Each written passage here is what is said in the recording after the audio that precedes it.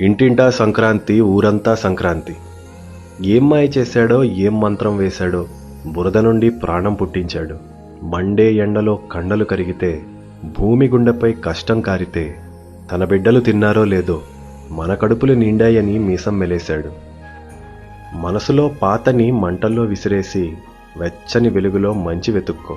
నిన్నలో ఓడినా నిన్ను వదిలేసి, రేపులో గెలిచే దారి కనుక్కో. నీదొక రంగు, నాదొక రంగు, ఇద్దరిది అందమే. కలిసుంటే కొలువవుతుంది, బతకటం సులువవుతుంది.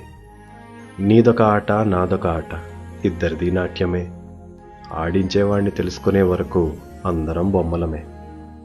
గుప్పెడు పిండి కింద పడితే తుడిచేస్తాము, అదే పిండితో బొమ్మలేస్తే పక్కకి నడిచేస్తాము. వ్యర్థం అనుకుని వదిలేస్తే వజ్రాలైన రాళ్లవుతాయి. అరచేతిలో గీతలకి అందమైన అర్థం చెప్తే అవే తలరాతలవుతాయి. శ్రమలో గుర్తొచ్చే దేవుడు సుఖంలో రాడుగా. కష్టం నీదే కాని అదృష్టంగా ఒకడున్నాడుగా. ఆయన వాటా తీసుకెళ్లేందుకు వాకిట్లో ఒకడొచ్చాడు చూడు.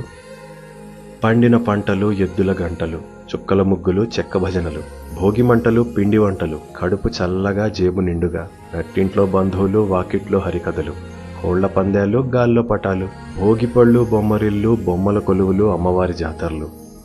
ఇదే కదా సంక్రాంతి, ఇంటింటా సంక్రాంతి.